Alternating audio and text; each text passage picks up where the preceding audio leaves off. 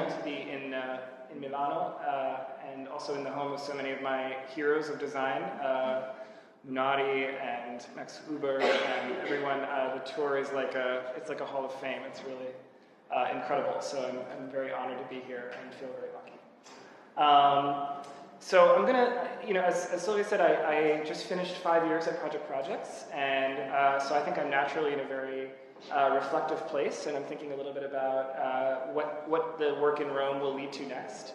And I think because of that, I wanted to sort of take a little bit of stock and think about what we did at Projects over the last 5 years and what I learned from that experience. So I'm going to speak for about 20 or 25 minutes about some of that work and also some of the lessons that I learned as a designer there. And then I also am really eager to share with you some of my new work from my time in Italy. So the second half of the talk, it'll kind of be in two parts, but the second half of the talk will be a reading from a much longer piece that I've been working on while I've been here called Triangulation.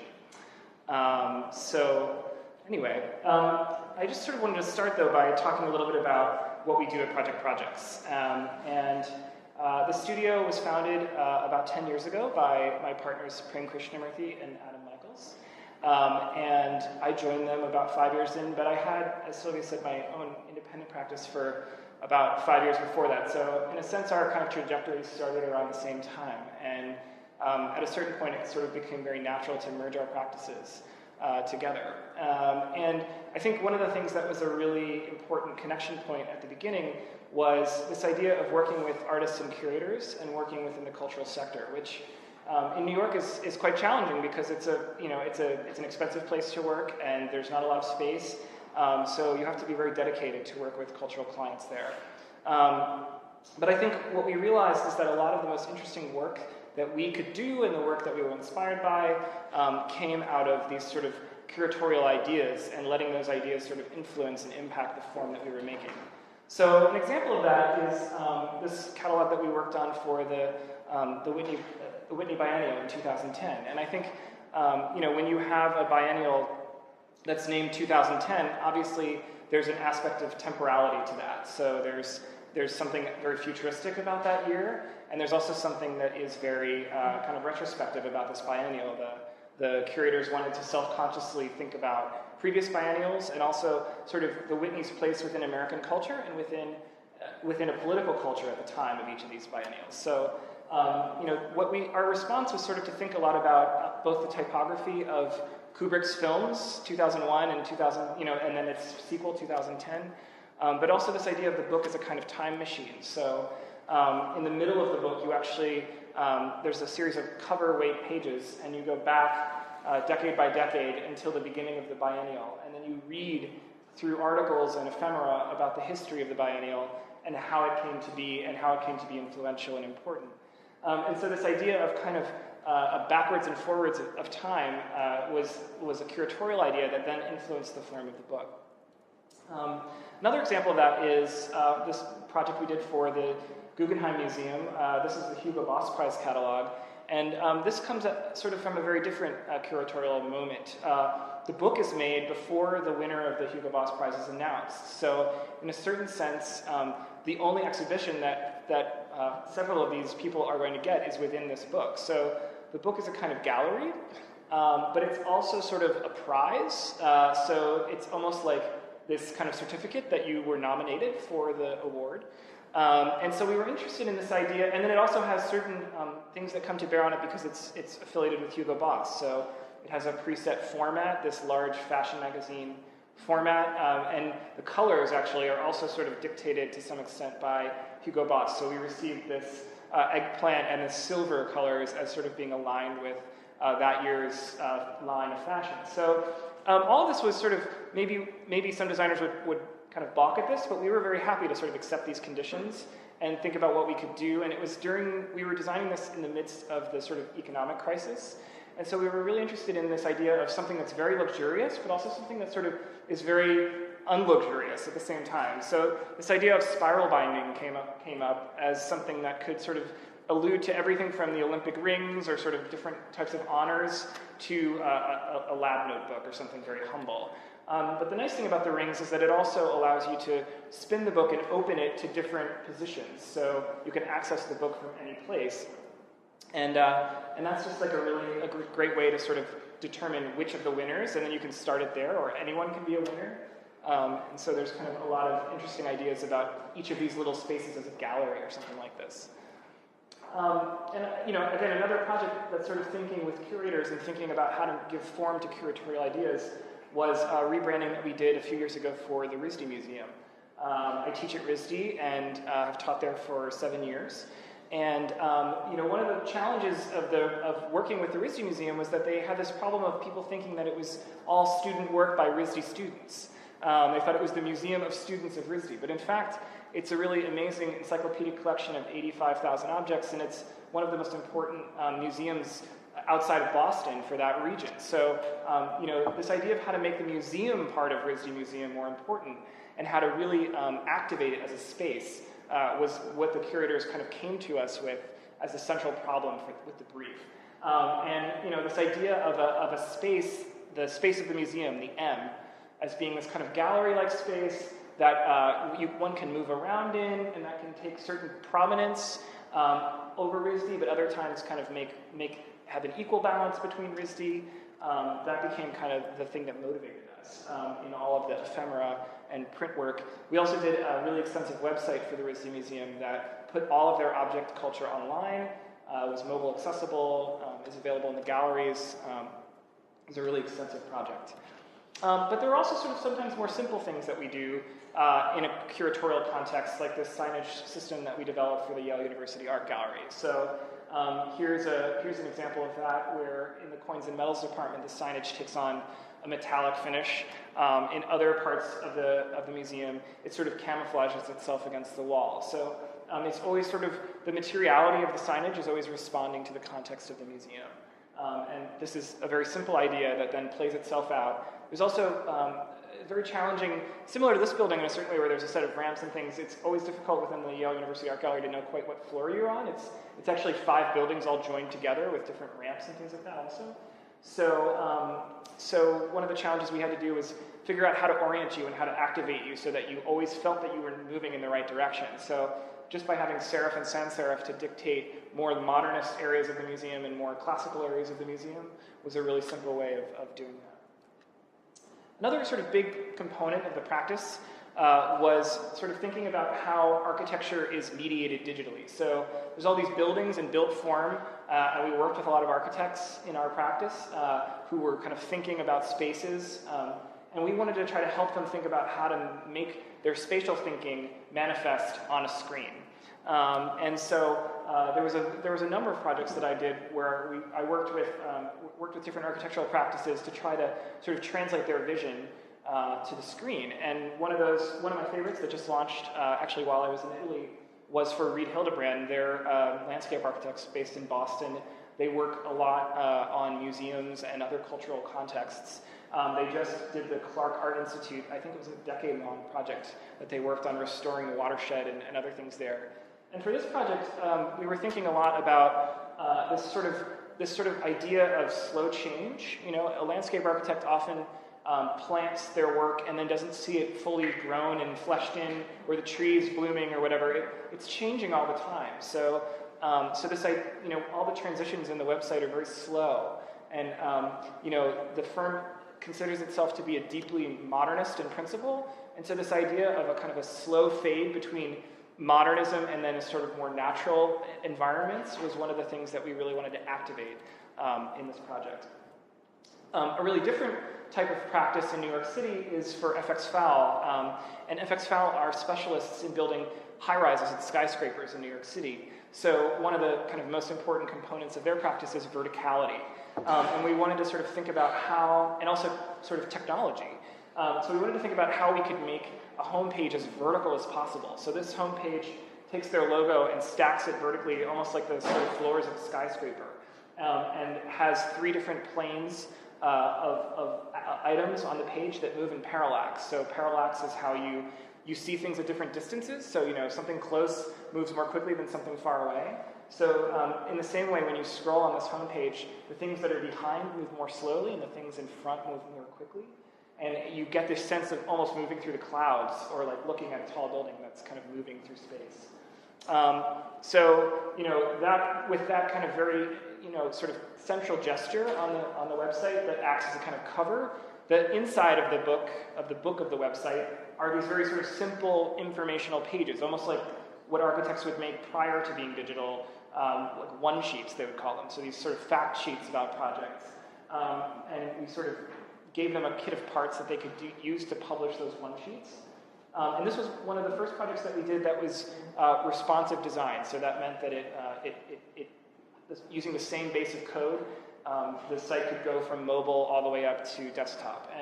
And I think there's something really amazing about building websites this way, because unlike a book where there's a sort of fixed form and you can really depend on everyone having the same experience, with a website, it's a completely variable form and it's changing all the time.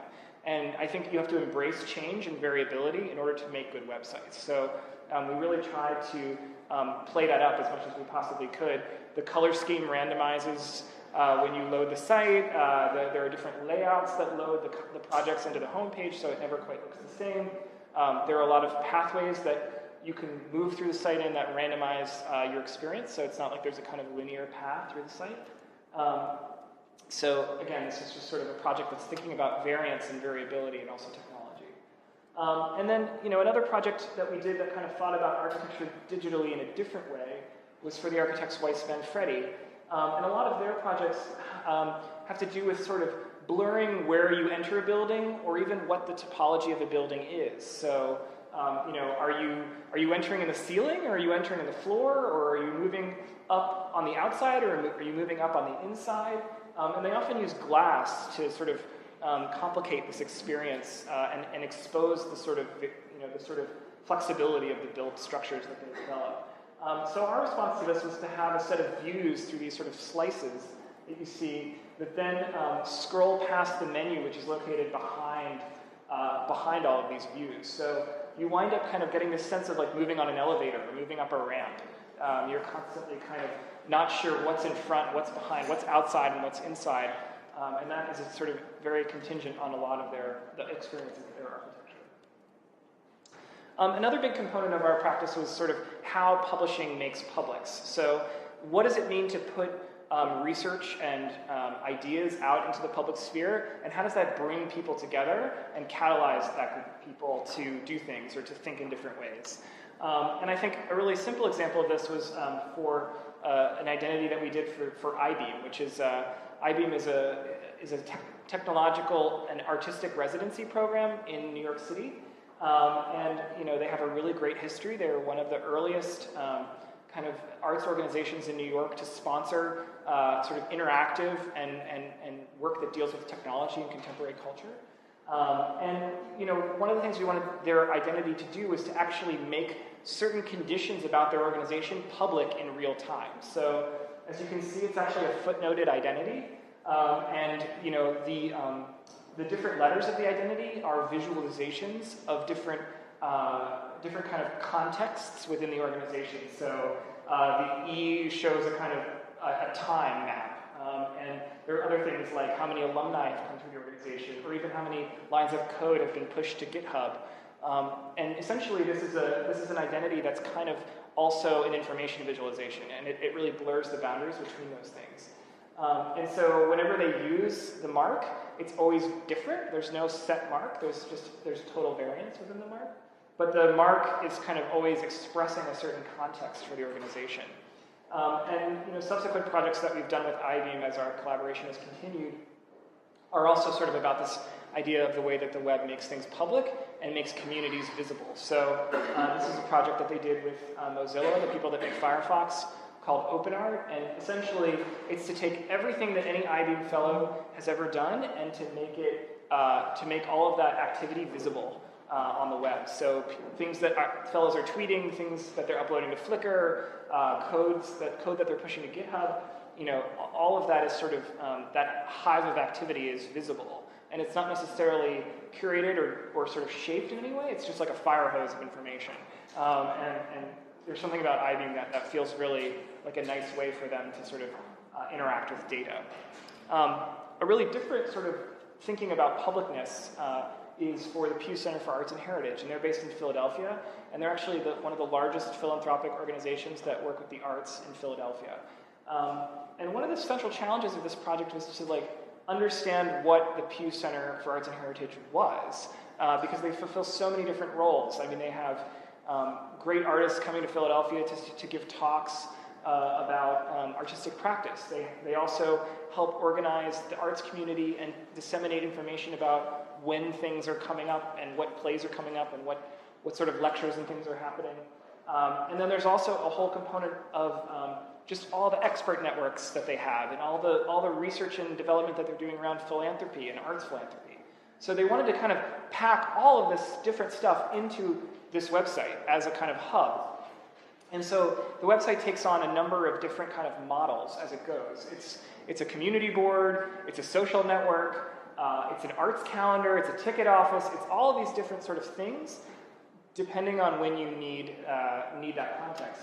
But I think that the social network component was particularly important because what we wanted to do all the time was reveal all of the amazing people that were coming through the Pew Center for Arts and Heritage and contributing their knowledge and their expertise. And so on every page, even if it's a very short sort of announcement of a talk that's coming up or something, if you scroll down, and you can see this when you go on the website, if you scroll down, you'll get this area that we call connections, and essentially it's an algorithmic display of all of the different sort of people within the network of the Pew Center and different sort of ways that they relate to the thing that's above it. So there's this kind of back and forth between what you've come to read about and then all of the other sort of connections that you might have below that. So almost in the way that you might bump into someone on the street and sort of say, oh, I didn't even realize you were working on that or something like that. That's sort of what this is designed to encourage. It's a kind of circulation chamber.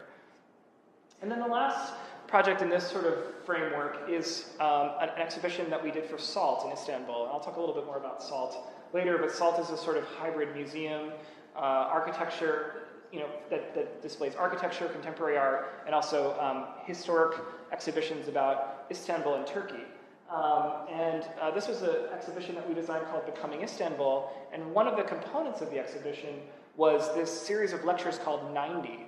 And it was for 3 months, and every day there would be a different sort of lecture happening within the gallery, and each day they would bring a block for that day and put it in the gallery. So there was this kind of calendar that was also furniture that was happening all the time, and the public then uses that furniture to sort of self-assemble and make environments that are the framework for the talks. So this idea of time being a kind of physical space was really interesting to us, and very playful and one of my favorite projects that we did.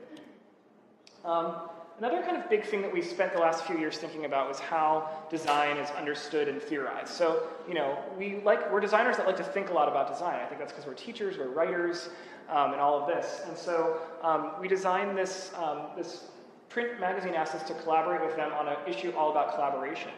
And we tried to sort of think about how we would approach this, and they did a series of special issues with people like Metahaven and us and others that were sort of about how we collaborate and how we work together. And so what we did was we convened a roundtable full of lots of different designers, fashion designers, artists, political philosophers, thinkers at Artist Space in New York, and we had this roundtable discussion.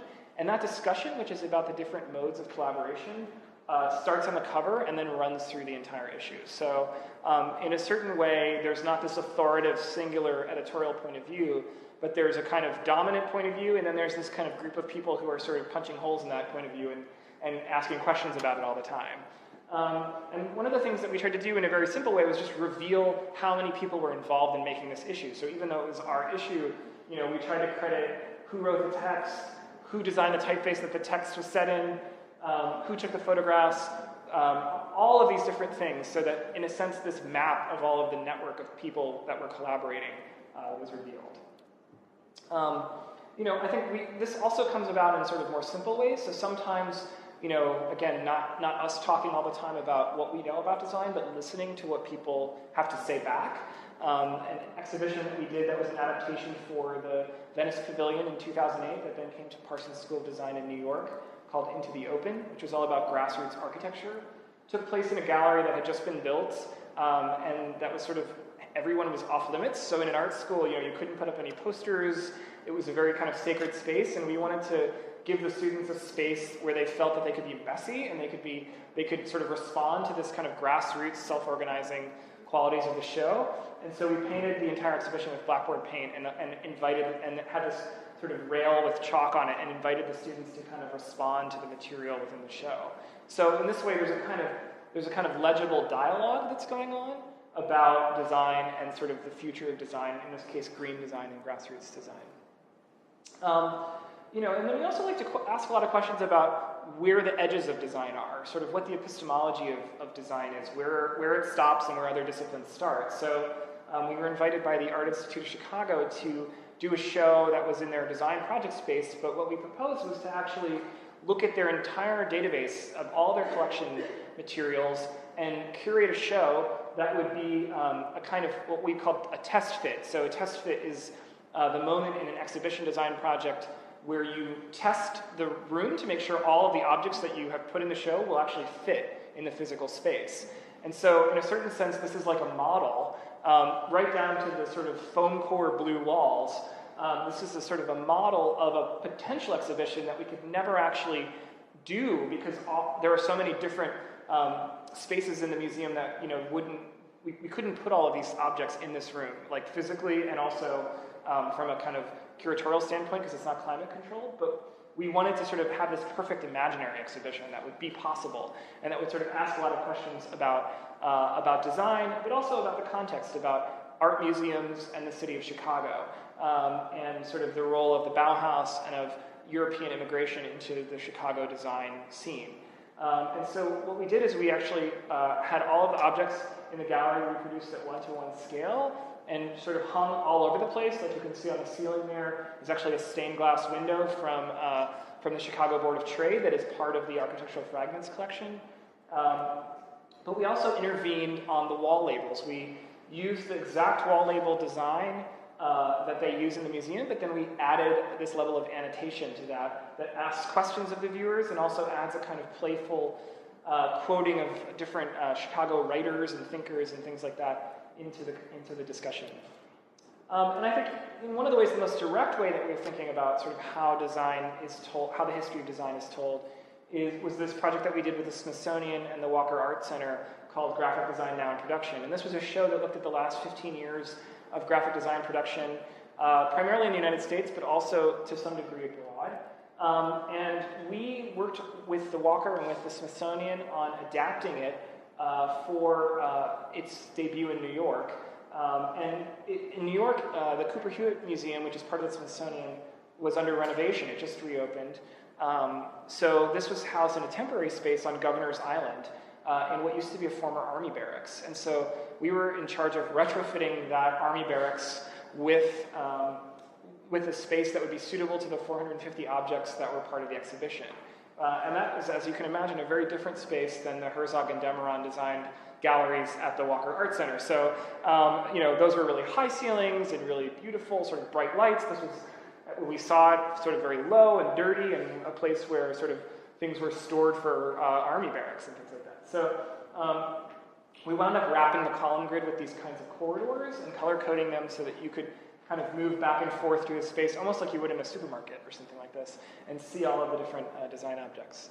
A number of our projects were very nicely included in the exhibition, and I also wrote an essay for the catalog that's all about the last 50 years of MFA programs in the United States, and it's called School Days, and it sort of takes this essay by an English professor named Mark McGurl at UCLA, and he was writing about sort of the influence of MFA programs on creative writing and on the novel in the post-war period. So how does so many writers going to school to get degrees influence the way that stories are told? And I thought that was a really, really interesting question, and I thought you could ask the same question about design, of how does so many designers going to school change what design looks like and how design kind of is disseminated. So I felt like someone should write that, and then the curator said, well, why don't you write it? And then I was really scared, and then I said, okay, I'll try. And it was a really wonderful essay. One of the most important things to my own development as a teacher and something that made me kind of convinced that I wanted to make sure I did a lot more writing in the next years to come. So I do a lot of teaching, as I said, and also all of my writing and my teaching is on my website called Lined and Unlined. And so if there are ideas or things that come up here that you're interested in, I invite you to go take a look at that or drop me a note. I'm always happy to sort of talk about ideas. So I was at Projects for 5 years, and I just wanted to sort of quickly talk about 5 tricks or concepts that sort of infused a lot of our work during that time. I just thought this would be a nice way to sort of take a global view at all the different things we produced and try to like sum it up. So one of the things that we thought a lot about was how, as metaphor, and the role of metaphor in the design process, and how it could be used to give form to things. And so when I talk about metaphor, I'm talking about a kind of swap, like this thing as this thing. So in this case, for Michael van Valkenburg, who's a landscape architect, thinking about the browser as landscape. So, in what ways is your web browser a kind of a landscape, and how can you think about it as something that you move along the horizon of horizontally, and how these kind of tabs come out of the sides of it, but also how you kind of can traverse a space that is made up of all the different projects of this firm. So that was sort of one simple idea that was sort of metaphorical. Another one was, we worked with a collective of architectural historians called Aggregate, and they were really interested in sort of language that's used to talk about architecture. And so they had very specific terms that they used to sort of gather their projects, like they talk about umbrellas instead of research areas. And we love this idea that they were sort of building things with theory. And so we developed different kind of roofs for each of the different umbrellas. And then those also function as kind of parts of speech, as like brackets that sort of collect areas on the site and gather it. So there's a kind of always this metaphorical notion of language and also building that's happening at the same time as this website is publishing this research on architectural history and design. And because it's an academic website, we needed to also have a lot of really powerful tools for doing comparative images, footnotes, different sorts of bibliographic information. And so it was really fun. I mean, there's no more metadata that you can ever have than working with academics. So it's really great to sort of be able to build all those things into a website. Another big idea that we had was sort of thinking about translation and how design is a kind of fundamentally a translation exercise. And when I applied to go to the American Academy for this fellowship, I talked a lot about design as translation because, of course, I'm also translating between Italy and New York and my experiences in both places. But I think a lot of times some of the most interesting designs come out of taking experience that maybe is typically thought of as having one form and translating it to another form. So in the case of this website we designed for the scholar Susan Buck-Morse, who's a political philosopher, we were interested in taking her slide library, which is this kind of what she calls constellations of images, and then taking any of the images. Where the image is mentioned in the text. So there's this kind of the text image relationship, which designers talk about all the time, and kind of translates it to designers talk about all the time, and kind of translates it to a digital. Or I think in a different way, translating sound to text. So this was sound was a show sound that we designed a catalog for this, which sort of combines like voltage and also combines like voltage and score electrical program. And we took that catalog design and translated it to web, where it kind of picks up a lot of the language that we are in the catalog, but also adds actually playable video, as well as invites people that are going to the exhibition to your unfilled things and tag them on the map so that you can actually listen to other environments outside of it. And when we work with MoMA, one of the interesting things is that all the websites have to be archival. They need to last for a long time. So they actually have no database, no tools, just pretty much straight HTML. So this was pretty much straight HTML. We're thinking also about how the web is archived, which is another the web is archived, which is also a lot thinking about the history of information. So information is kind of a relatively new concept in a lot of ways. I mean, the bit is from 45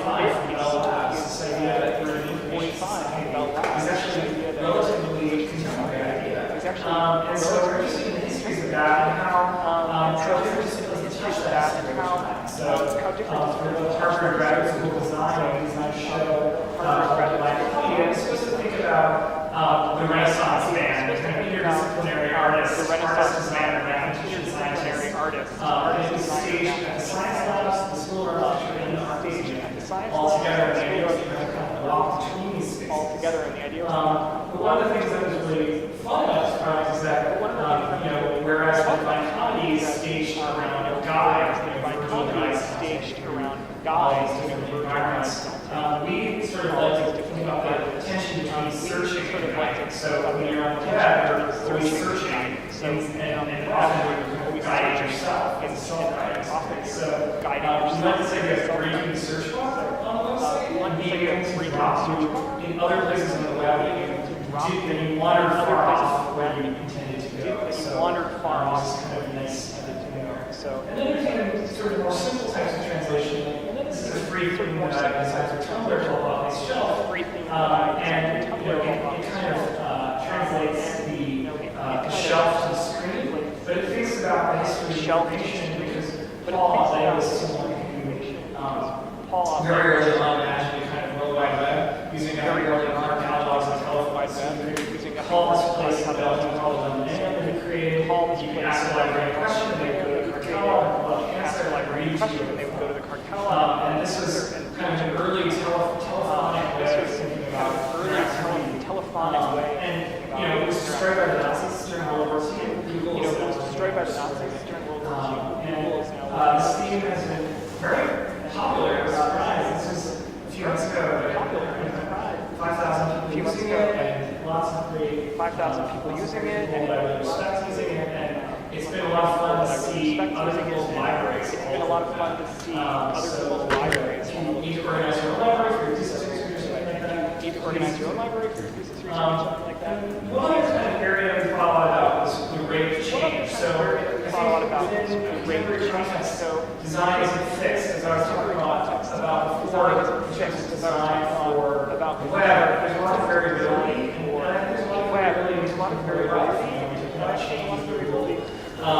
And so, how can we design for change? How can we design to allow change to actually be something that makes something more beautiful? When I'm in Rome, I look at something with the sculptures, walls, and things. It's like time has really made those things more beautiful. It's like time has really made those things more beautiful.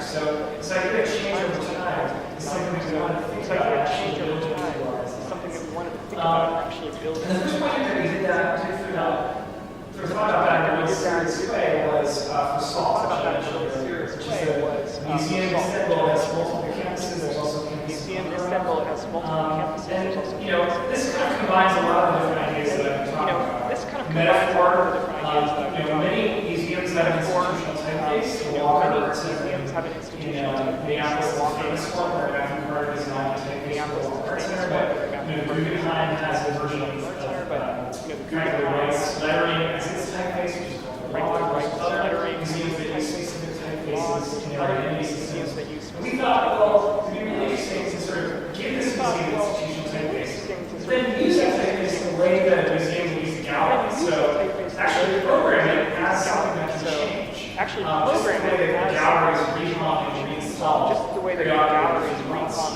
And in this way, what we created was a typeface called the letters S-A-L-T were like walls of gallery, and typographers would install new letters, S-A-L-T, within the alphabet. And then those letters would automatically be used for 3 or 4 months. And then SALT would change that alphabet. So there's no logo, there's no logo, there's no mark that's necessarily used for the databases. Instead, the typeface acts as an exhibition program. Designers would go to Istanbul, they give a lecture, they go to Istanbul, SALT, they give a lecture, they have an experience there, and then they go back and post them. They have an experience, then those letters are back to the typeface. And then that typefaces are used consistently on all materials for 3 months. And then on all typefaces again. So different campuses that were built at different times have stylish systems that different campuses that were built at different times. But this patina of use accrues over time. And you get a sense of slow organization change. And you get a sense of slow organization on the website. was listed, and equates the typeface that was in use at that time with the listed. So this is where you really get a sense of mixing of all these different. This is where you really get a sense of mixing of all these different weights, as we call them, of the typeface over time. And we've had designers from all over the world, so we came in from Seoul, we also have designers, we also collaborated with a group of students at AIGA, so there's a really rich set of collaborations. And also I think dialogues for SALT, So here you can see them almost like the website translated to the exhibition design. Almost like the website translated to the panels from the website are then sort of brought on the wall, and as the website are then sort of crossed out until all the panels are filled, and they sort of crossed out until all the panels are filled. And change is not necessarily about time. Sometimes change happens because of place. We did a project with the Danish RISD for the engagement building at the last year. That was called intercourses. And for this project, he went and did a set of films filmed at a replica of the Eiffel Tower that's made in China. So it's basically a town in China that's a replica of Parisian Boulevard, complete with a one-to-one scale fake Eiffel Tower. And I think one of the things that he challenged us to do is think about the community shifting for the engagement building, how it can pop up in other cities, and the ideas that it would pop up in Paris, Copenhagen, and also Hong Kong, and also so this idea of how it can kind of travel around, and so we developed different models for these different contexts, and they kind of play off the idea of the Eiffel Tower. They're not a Chinese one, they're not a representation of the Eiffel Tower, there's some sort of weird translation between the two that, if you think about the way the word Eiffel Tower is written about the way the word Chinese, it uses phonetic equivalencies, and the letter I looks like an Eiffel Tower upside down. So we've actually flipped that to the right side down. So we've actually flipped that to the right side down. Used it in interpretive mechanics. So these posters kind of popped up all over, and they were used in different cities. Popped up all over, and so here are just some of those things. There's also a website that you could sort of post lines from your city through, and post lines from your city through. So the fifth category, last category I talked about in terms of working projects, the category of materiality of language.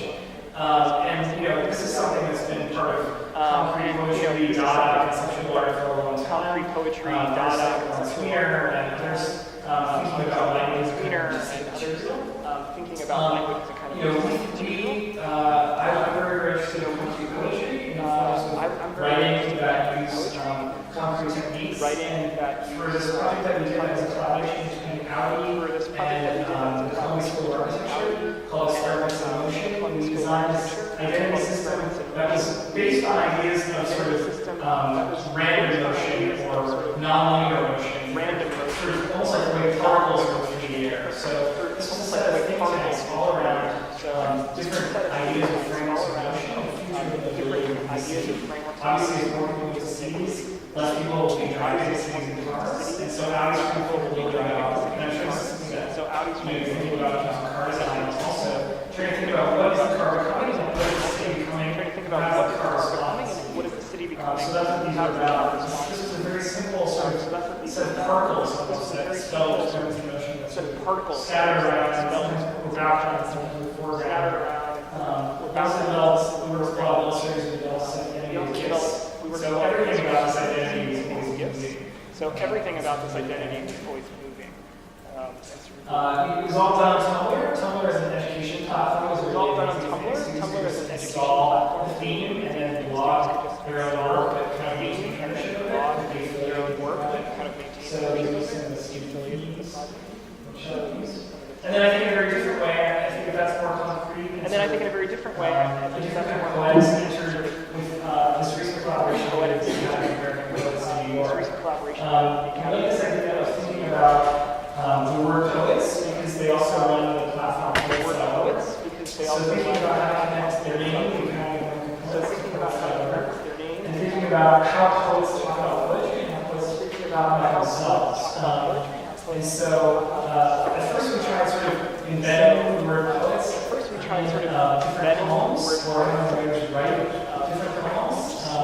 But then we realized that there was sort of an opportunity to revise the classic typeface by William Wiggins called that's used for a lot of graphic poetry. It was actually what was an anthology of literature. He's written this typesetting.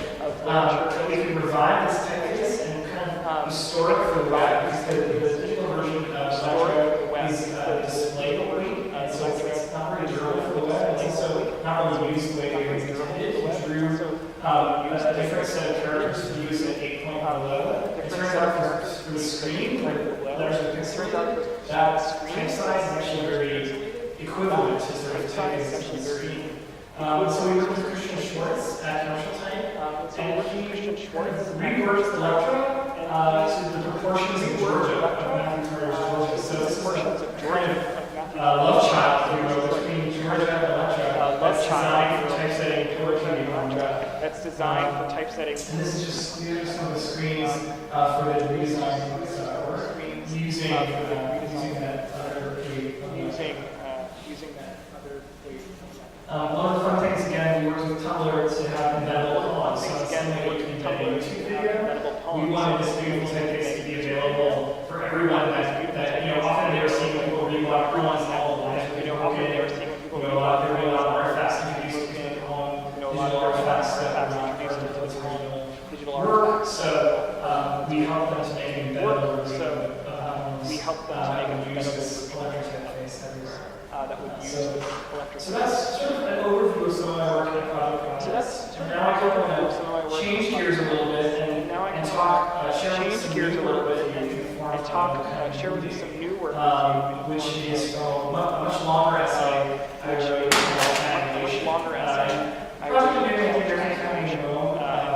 Is about a couple things. It's about movement in the city, particularly movement of walking, and this kind of meditative, slow walking, the way walking can meditate, connects memories, and things like this. But also technology and how technology is changing. So there's this kind of triangulated relationship between cities and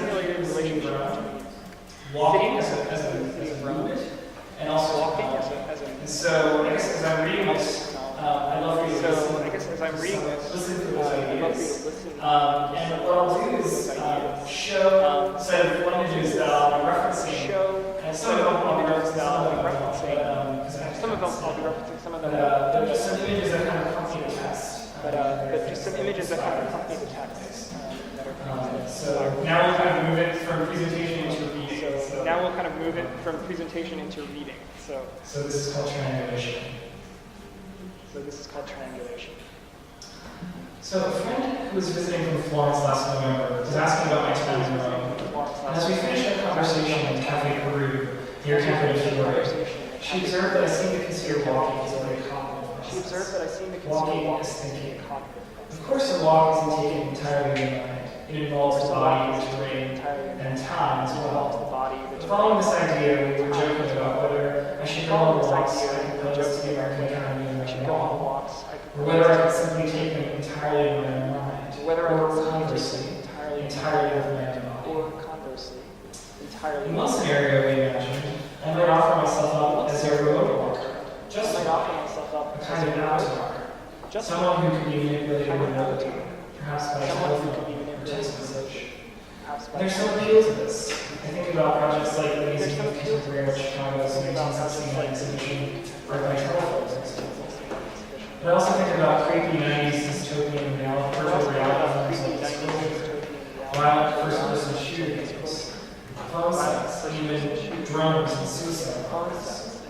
The avatar, like the doppelganger, is always otherworldly.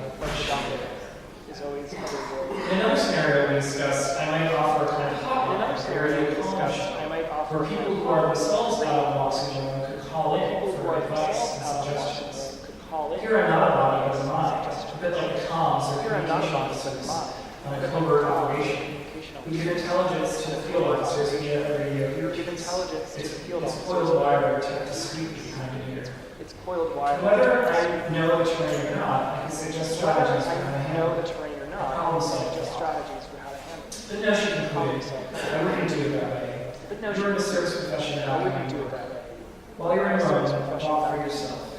Embody While you're in yourself. Rome, walk for Require the yourself. participation of Embody others to be yourself. on your own terms. Require the participation. I confided that my interests had started to wander away from I mapping confided that my interest to those who wandered attempted to away do from so. mapping room. She asked if I was trying to walk away from something or walk She towards asked if I something. was trying to walk away A from very something good question. or walk towards something. I glanced at my watch and realized we were late to visit the Palazzo. I glanced at my watch and realized We rushed across Corso Vittorio Emanuele today. We rushed past across Piazza Corso Venezia, Vittorio enjoying the garden tour. past Piazza 10 minutes Venezia. The Enjoying the floors were made of garden. thick glass so that you could see the excavations Floors were below, made of thick showing glass. an opulent 2,000-year-old Roman house that was filled in to build a 16th century house. That was filled in to build the Completed in 2007, the excavations were now somewhat between the excavations, reminding me of computer scientist Ted Nelson's truism reminding me that of interactive computer technology scientist is Ted branch Nelson's cinema.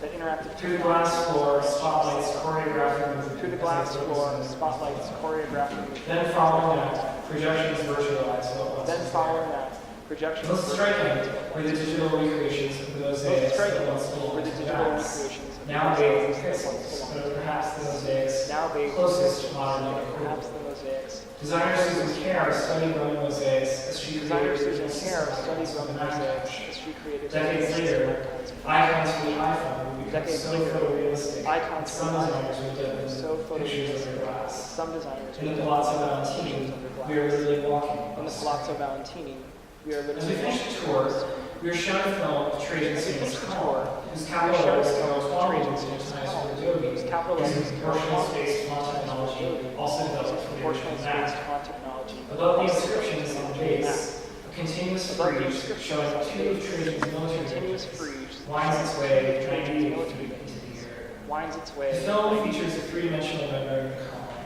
The film which features oscillates three-dimensional between the white marble to its formerly vivid white coloration marble as the to camera its rolls formerly like a vivid zoetrope coloration. from the column to bottom to its It's like a top, zoetrope. From the column even to past Sinton. After the film, we were ushered bleary-eyed After through a the window film, down the we hall were to ushered see the bleary-eyed thing. to a window What down the the hall. virtualization fails to capture is the The column's virtualization awesome fails to capture 32 the column's times. awesome weight. There is an engraving 32 made 1 year times. after the Palazzo Valentini There's an was engraving built. made It one shows year the erection of the Vatican obelisk through use of It shows the molten erection of the Vatican which is obelisk likely how through Trajan's use of column molten was stone, raised. which is likely how Studying the Trajan. engraving later, all I can see are contemporary Studying the images of engraving later, networks, all I can like the see Swiss are contemporary photographer Udo images of Eisenreich's images of like the children in Swiss Crouwel photographer Udo with string. Eisenreich's images of children. Which 3 kids will you invite to your birthday? She asked the children. Which 3 kids will you invite to your birthday? She asked the children. As we exit the Palazzo Valentini, we pass through a space that As we exit Mussolini the Palazzo intended to Valentini, we secretly pass guard. through a space that Mussolini. Other bunkers were built at Via Giuliana and Termini Station, Other bunkers were and built at at Palazzo Via Uffizi Giuliana in and Halo, Termini Station, below a series of and Palazzo mosaics Uffizi showing in various Halo, forecasts to the below a sea. series of mosaics. 3 bunkers, 3 points in a triangle meant to protect 3 what bunkers, was being called 3 the points in Third a Reich. triangle meant to protect. After the pagans and the popes, this was to be Rome's new empire, stretching out past the seaside near Asti and stretching out past the seaside. Next to the mosaics at Palazzo Uffizi, Publio Next to the Vinci mosaics at carved a Palazzo massive Uffizi, bas relief Publio showing Vinci Rome's history carved a building massive bas that is relief reminiscent of the showing flat Rome's Trajan's history column. building that is The reminiscent of surface that is too Trajan's big, column. too dense to be The seen. surface is too big, It must be too panned and dense to be scanned, seen. campaign by campaign. It must be Like panned a and film scanned, campaign by campaign. Across the street, Like a the film Museum of Roman Civilization Across the houses street, one of 3 existing casts of Trajan's column, houses one of along with the the 1 to 250 scale model of the city of along Rome, with the 1 to which is 250 scale model of the city of Rome. Standing beside it, the city appears as if from an era. Standing beside it, the city appears as In if such a typically fascist way, Aor's Such a world typically celebrates fascist the way. enhancement, Aor's respect, world the is celebrating the augmentation. enhancement. Everywhere Respect, signs of the the student augmentation. size Everywhere beyond signs human of the scale, student. physicality Size beyond human beyond strength, human scale, perspective beyond human physicality sight. beyond strength. The tower and all its Giampetro stands in the center, The tower suggesting and the radio is Giampietro kind of stands in the center, superfluous.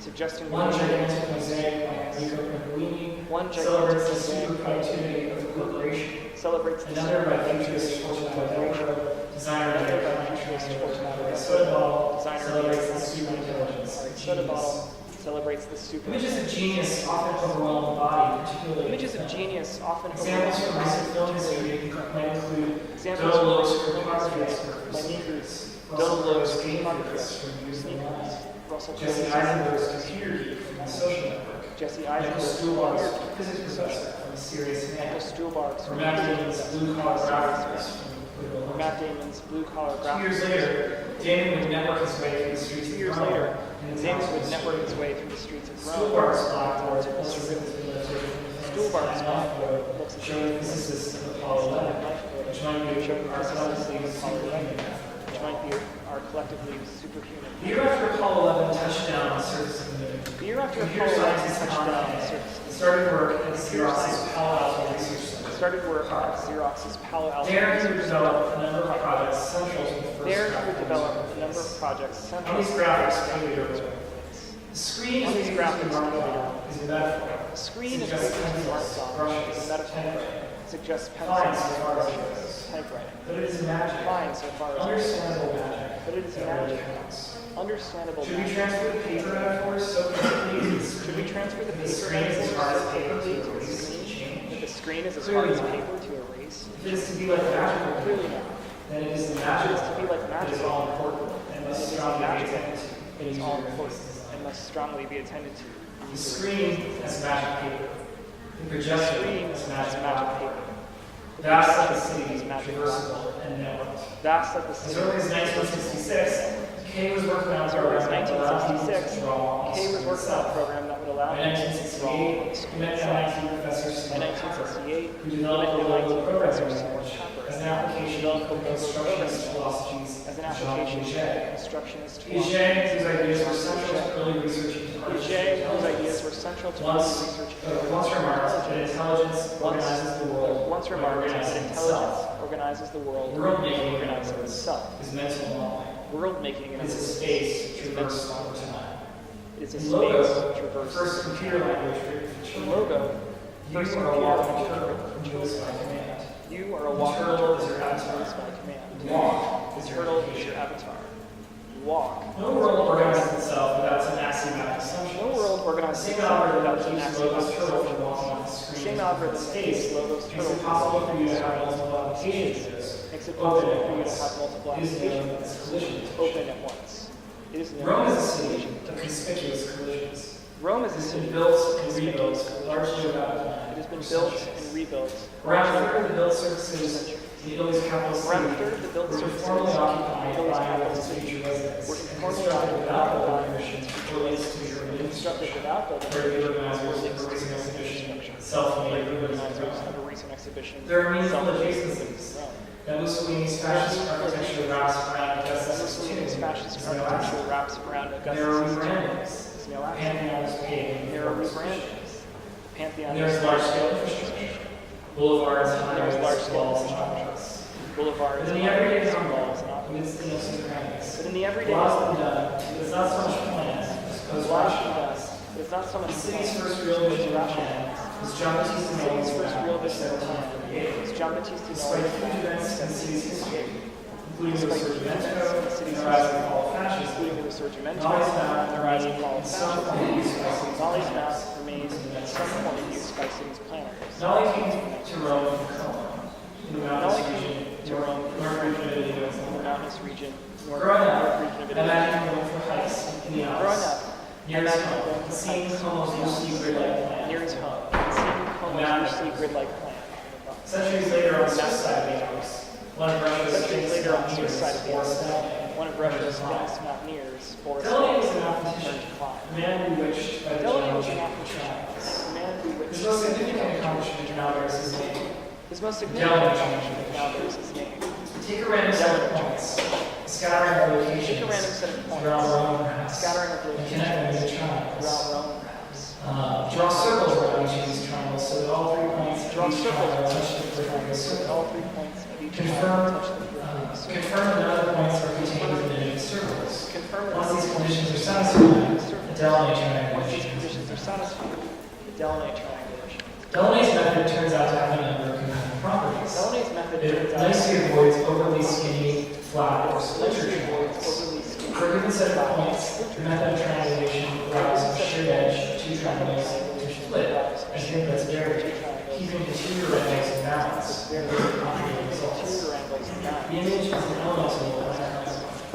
The image is When you imagine a network, the the points are probably related. When you imagine a network, when you imagine the wireframe meshes that form the basis of all modern computers, you're imagining Delaware triangulation as well. You're imagining Delaware must have been particularly pleased with the mapping applications. Delaware must have been particularly pleased. In fact, the Alps he loved the later remodeled the Delaware mesh as a triangulated array. The Delaware mesh. Data model now standard in geographic information Data model now standard in geographic used by trainers, archaeologists, and tourists trying to find a nearby galaxy. Tourists trying the last use is more important than its sound. The last use is more in the center of the triangle of the circles that we drew earlier. In the center of the triangle of the circles that we drew earlier. Connect these points. This is a Voronoi diagram. Connect these points. Which is the so-called dual graph, like the mirror image of like the mirror image. For each point of Delaunay's triangles, the Voronoi diagram defines the regional limits. The Voronoi diagram. Instead of computing units by brute force, the Voronoi diagram carves space into a gem-like set of manageable space. To a gem-like set. With it, nearness can be calculated at record speed. With this, nearness can be calculated at record speed, some of which have less potential. One of the earliest by a physician, John Snow, used to trace the source of the London cholera epidemic in 1854 using what came to be known as the ghost. More recent applications include various ecological reasons, forest fire prevention, to rainfall maps, as well as algorithms for rainfall as well as algorithms. It also mounts proximities engineering that is unseeable. It also mounts proximities Netflix recommendations, or the correct spelling of the word use. Or the correct Voronoi diagram defines a set of neighborhoods. The Voronoi diagram defines a set of neighborhoods, so you know where your nearest neighbor is. A whole class of algorithms, nearest neighbor, or N. A whole class of algorithms, nearest neighbor, or N algorithms. In the Prussian town of Konigsberg, the Crouwel River is spanned by 7 bridges, which include 2 large islands. In 1735, a mathematician Leonard Euler wanted to propose a wall that would cross each bridge only once. There was across each bridge. Euler invented a random way of modeling the situation. Euler invented a random way of modeling the situation and gave birth to one way to look at the World Wide Web is to imagine it as a world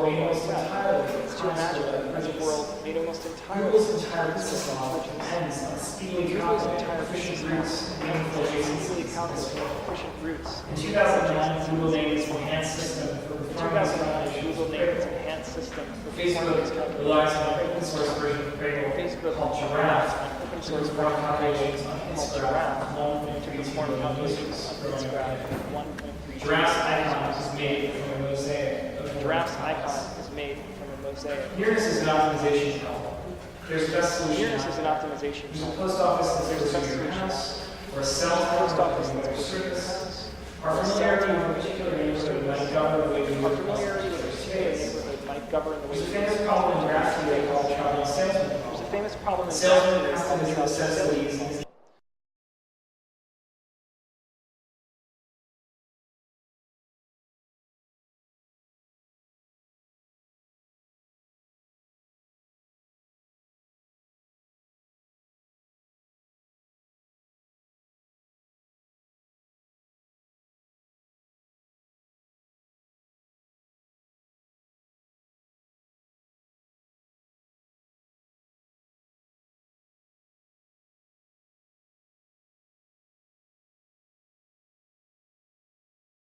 The conclusion, and I'll invite you to hopefully read this when it gets published a little bit later, but I want to be conscious of time and also leave time for questions. The last little bit is about design, and particularly product design, and so I think it might be really nice to share that last part with you. I talk a little bit about Morandi and Morandi's relationship to Tiepolo and his etchings. And from there, I transition into some thinking about product design. Morandi died in 1964 at home where he had lived his entire life. He was at work on a new still life that is untouched to this day. The same year, Massimo Vignelli worked with the plastic manufacturer Heller to create a line of colorful plastic nesting dinnerware. The publicity photos show them stacked and arranged in a way that pays tribute to Morandi's images. Vignelli would remain in Milan for 2 years more before leaving for New York. Along with Vignelli's stacks of Heller dinnerware, another set of images from Milan in 1964 showed a new set of children's chairs from the plastic manufacturer Cartel. Designed with Richard Sapper and Marco Zanuzzo, these stacked and nested as well, so chair becomes stair, chair becomes brick, chair becomes molecule. Children would pile them up and climb inside, fascinated. At the time, Sapper and Zanuzzo had been consulting for electronics company Brian Vega for 5 years. They had just released one of their most iconic designs for the company, the Radio Kubo TS502. Composed of 2 interlocking segments, the radio can split like a glossy shell to reveal its interface, an AM tuner, FM tuner, and volume switch. The arcs and arches of these elements look almost like the brows between 2 panels when the body is split.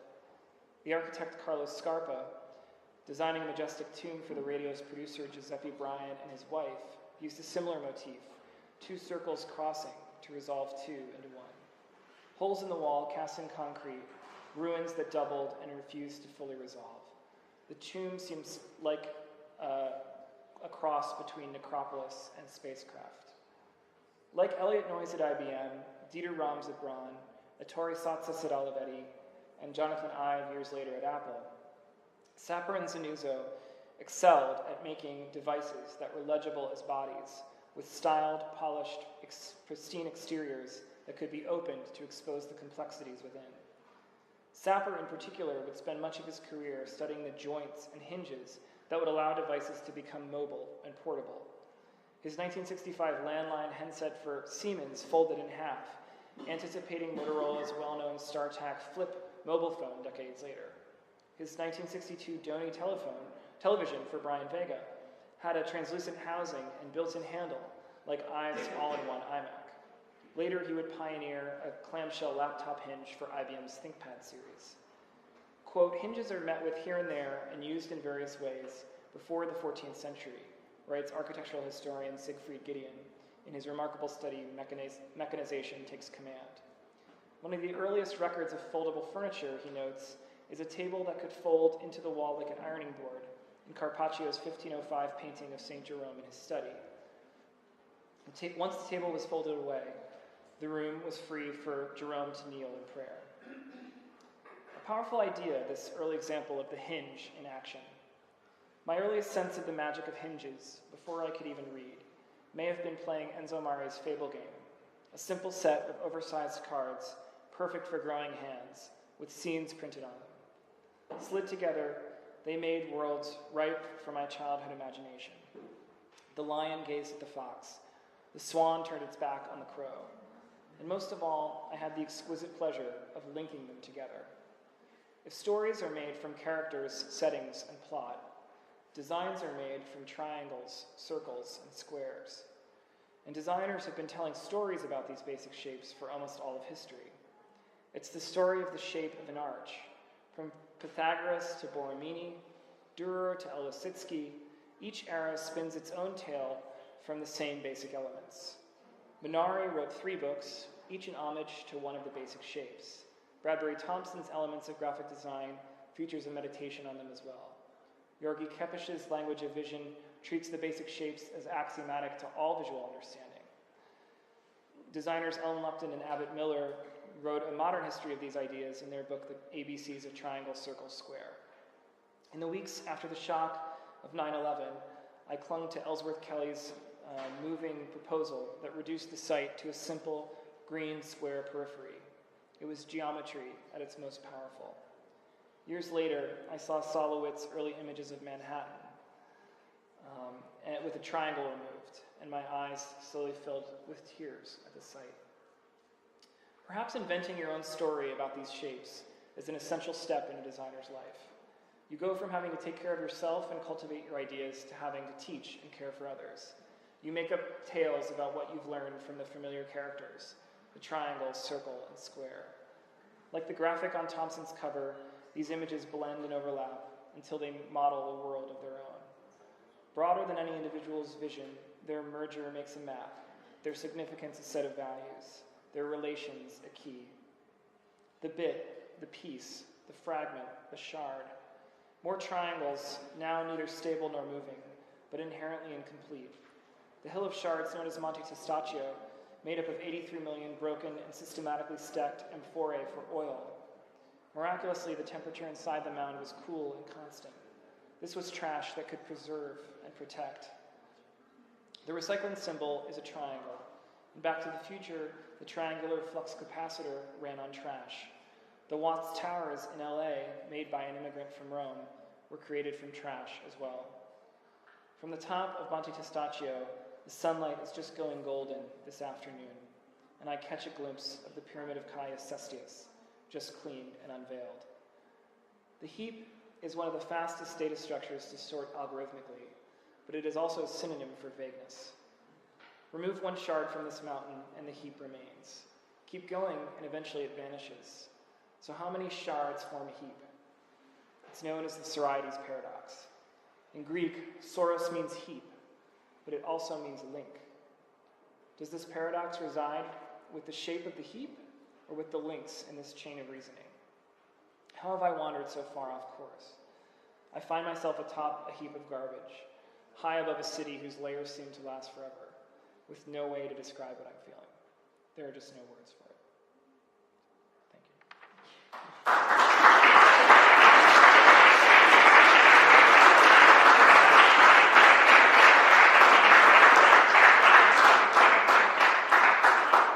Sorry I couldn't read it all. As usual, I overestimated myself. But I'm glad I got a chance to talk a little bit more about some of our work at Project Projects. And I'll just let these keep playing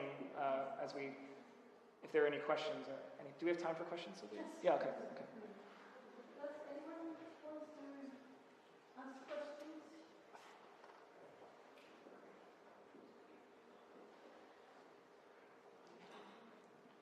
In some ways, the argument is visual more than it's anything else, so hopefully this is nice. Okay, I'll start with one and then I'll take the time to ask theirs. Thank you for sharing this last part, which is interesting because you set out to Rome with a apparently very clear plan of what you wanted to do, and then when you decided to present the results of your research, you had something which is much more open than your original idea. So can you tell us about what were your plans when going to the academy? You have a very specific proposal, and how it turned out to be something like it you have shown us. Yeah, that's a great question. My proposal is online and online. You're welcome to read it, and it's basically, it was a very straightforward proposal, which involved taking walks in the city, recording them, walking interviews with different people from the city, people from the academy, and then doing like a kind of a podcast website that would have maps and things like this. So it's very straightforward. And I think in a certain way, everyone that comes to the American Academy sort of falls into this trap where you have no knowledge when you write your proposal, and then you come to Rome and you realize how little you know. And you also don't know quite what the scenario is going to be like. We have an architectural historian this year who's writing a paper on all of the different fellows of the American Academy and sort of analyzing what they proposed to do and then what they ended up doing. And none of them do what they say they were going to do, but all of them do something that sort of is a better or more richer version because they allow the city to sort of infuse their project and change it. And I think in a certain way, it's a really wonderful thing to confront the city of Rome, which is such a vast place and it's bigger than any of us, and to have to kind of make peace with it, to let the city be your mirror, to see yourself in the city, and maybe that is going to be different than how you originally envisioned it. So I think once I got to Rome, I realized that more than, and I talk about this in the essay, I didn't get to read this part of it, but more than kind of listening to others, and which is typically what you do as a designer, is someone walks into your office and says, here's my project, can you help me? Here's my problem, can you help me? I didn't want it to be a situation where I was just listening. I felt like it was very important for me to walk for myself and think for myself while I was there, and behave a bit more like an artist or something, or a writer who's connecting things in Rome. And then, in a certain way, rather than taking the walks with the people, as I'd originally proposed, the people can take the walks with me by reading the piece. So, in a sense, the piece is a walk. Essays are always about meandering and kind of going off track and then coming back. And so, the piece is a kind of a walk through Rome, about trying to locate yourself. triangulation is a method of determining where you are. And I think we have so many tools to determine where we are now, GPS and maps and all these things, and I'm very interested in the history of these things. But it's also a sense in which one can become lost in all of this information and all of this richness of the city. And to allow oneself to become overwhelmed is really a beautiful experience. And so how can you kind of talk about these two endpoints and move between them? That's really what the project became about. So, and then it comes to the point, probably taking the decision to apply for, where do you apply for grant, or were you awarded the grant? How did it work? It's a bit of a combination. I was encouraged to apply, and then I did so. And you apply with a project, but then yes, you're awarded the prize. Okay. So you're probably looking for this kind of experience in the middle of your career, because I was interested to hear about your relationship that exists between the different activities that you have, writing, designing, teaching, and do you consider them separately, or are they basically the same thing from different points of view? Well, yeah, I mean, I think, one of the lines is in this project is that you can never really walk away from yourself, So, in a certain sense, like, each of them are, I heard this great interview with Miranda July last night where she was talking about how she's not sure if she's a filmmaker or a writer or a performance artist because she just keeps escaping her day job into these side projects all the time. And so in a certain way, I think it's nice to have sort of spaces to practice, multiple spaces to practice it, and I think that's kind of nice. But I do see them as all enriching each other. I was lucky to get 2 weeks at the MacDowell Colony, which is a writer's colony in northern United States. And that happened a little before I decided to apply for the Rome Prize. And it was interesting to be there as it's for people finishing novels and things. It's really just, and they give you a cabin in the woods and they leave you alone. And they bring you a picnic basket with your lunch and you just get to write. And so when I was there, I wrote a lot. And I kind of started to realize that I had a lot to say about design that I needed time to sort of think about. And so I've been really fortunate to have that time in Rome. I also think as a teacher, you're always teaching what you know, but then sometimes you're like, I don't know if I know anything anymore. So you have to sort of add new information to the bank. So, and I also love the idea of being a lifelong student. And I didn't actually go to graduate school. None of us at Projects have MFAs, even though we all teach MFA. So it's a very curious situation, and I think in some ways you have to have periods of your life where you become a student again and where you humble yourself. And for me, Rome was that. It's been such a rich place that I knew I knew the basics, but I didn't know anything like I know now about the city.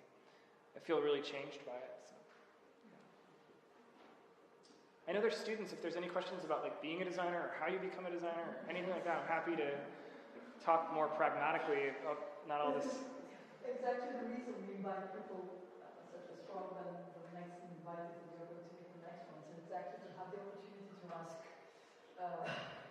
more directly things that maybe it's more difficult to find yourself in the kind of research that he's doing now, but he presented a whole range of design projects that might have connection with something you're thinking about in your current.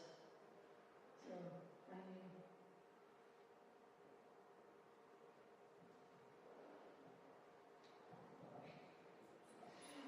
my favorite pizza is margarita.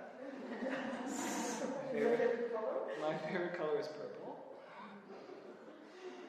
A lot of people hate purple. It's a very polarizing color. There's a designer that I know that says it's like the ultimate color of wimps. It's a very wimpy color. Okay, let's get back to profession. That's interesting. This was a few days ago. Talking about the decision taken in your career, you recently decided, after showing this incredible amount of work you did at projects, which is currently one of the most interesting studios working in the USA scene. And how did you come to the idea that this is not what you want to do anymore and you want to move to a different stage of your design career? So it's seen from the outside, it's quite surprising that someone who started such a brilliant design studio decides to move on to something else. I was curious, and I think it's very interesting to share with students so that one can take such a decision, which is seen from the outside. Yeah, well, I think first of all, I mean, the studio goes on, and it's an amazing place, and I'm very, very fortunate to have been there. But, you know, all of us, I think I was not the only one that changed. All of us changed in different ways. And when I joined the studio, you know, I think we wanted to have a bigger practice and work on bigger projects. And in many ways we achieved that. You know, we grew to 18 people or something, and we were working on big institutional redesign projects, and they were a lot of fun. But I think we all sort of were craving a chance to continue growing as designers and maybe broadening ourselves than being only designers. So you know, one frame opened an art gallery, a really wonderful space called P, which has just been renamed K. And my other partner Adam started a book publishing press called Inventory Press. And so I think we were always kind of thinking a lot about publishing, curating, writing, all these different things, and the decision was sort of to shrink the size of the practice. And I realized that I was kind of doing enough research and things on my own that maybe it was the right thing to keep doing that on my own. And so, you know, I think it's important in your career to acknowledge what you feel like you've learned and when you feel like you need to learn more. And it can be very scary, but I also think it can be very exciting to sort of say, well, I think I've learned what I needed to learn, and it's time to learn some new things. And so, you know, coming to Rome was really an experiment, and for me, it's been a very rich time in terms of, you know, as much as I've been practicing design for 10 years, I'd also been writing about design for 10 years. And I felt like I had not gone to the degree that I could with my writing. Like that I felt that I could write something much longer, much deeper, that involved many more areas of culture, that was just more sustained and more urgent in a certain way, that dealt with design as culture in the way that I think sometimes it's considered a little bit more peripheral. And I think it's very central. And so my time at the American Academy was really about trying to figure out what that was for me and how that could happen. So, yeah. Thank you. So, if there are no other questions, thank you, Rob, for sharing and for coming. And here we will see the calendar of the next lectures next week. And Thank you everyone for your attention.